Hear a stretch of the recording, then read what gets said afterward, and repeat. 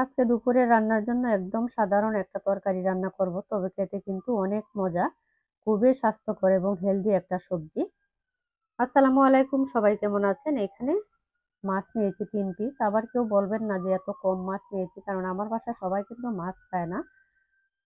অনেক সময় আপনার মাছের তরকারির ধারে কাছে ওরা যায় না, শুধু আমি একাই খাই, সেই জন্য আপনার 3 পিস দিয়েছি। আর মাছের টুকরোগুলো বড়, আমি আর একটু ছোট পিস করে নিব। এটা আজকে একটু হালকা ভেজে তারপর মাছটা রান্না করব। এখানে হলুদ আর লবণ দিয়ে মাছটা একটু ভেজে নিচ্ছি। মাছটা আজকে কষাবো না। আর এখানে নিয়েছি পেঁপে, কেটে এরকম গোল গোল করে।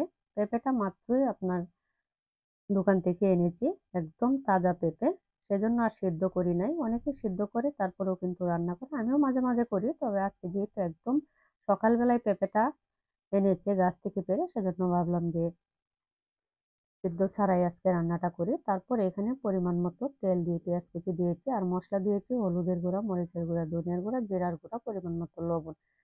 পেঁপে, লাউ এই টাইপের সবজিগুলোতে কিন্তু আপনার মশলা কম দিতে হয়, না হয় খেতে ভালো লাগে না, তরকারির স্বাদটাই নষ্ট হয়ে যায় বেশি আপনার মশলা দিলে।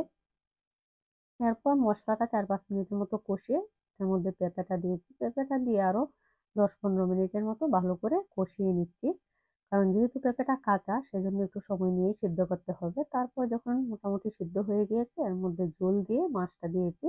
মাছটা কিন্তু আজকে আর আমি কষাই নাই, ঝোলের মধ্যেই আপনার কষানো হয়ে যাবে, যেহেতু মাছটা ভাজা ছিল।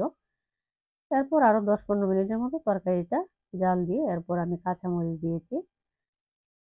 আমার বাসার যে হলুদের গুঁড়াটা কিন্তু অনেক মানে আপনার হলুদ হয় তরকারিতে দিলে, সেজন্য কালারটা এরকম দেখা যাচ্ছে। কিন্তু একদম হালকা মশলা কিন্তু আমি তরকারিটা রান্না করেছি। আর আজকের রান্নাটা আমার কেমন হয়েছে, যদি ভালো লাগে আমার পেজটা ফলো দিবেন, লাইক কমেন্ট করবেন। আপনারা যারা লাইক কমেন্ট করেন, আমিও কিন্তু আপনাদেরকে সাপোর্ট করি। আমি আপনাদের পেজে গিয়ে আমি সবসময় কমেন্টগুলো করে আসি আপনাদেরকে, কারণ আমার কাছে মনে হয় যে আমরা সবারই কিন্তু এই সাপোর্টগুলো প্রয়োজন। সেজন্য সবাই সবার পাশে থাকবেন, দেখবেন সুন্দরভাবে আমরা এগিয়ে যেতে পারবো। তারপর ওই পাশে আরেকটা চুলায় আপনার মাংস রান্না করে নিয়েছি, এটা হচ্ছে গরুর মাংস, একটু আলু দিয়ে ঝোল ঝোল করেছি, খুব বেশি ঝোল না, একদম বোনা বোনা টাইপেরই হয়েছে।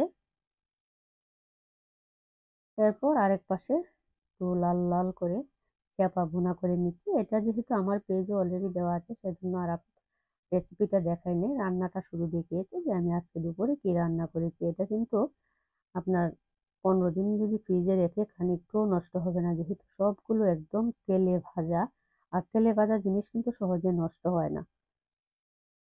আমার রান্নাগুলো আজকে কেমন হয়েছে কমেন্ট করে সবাই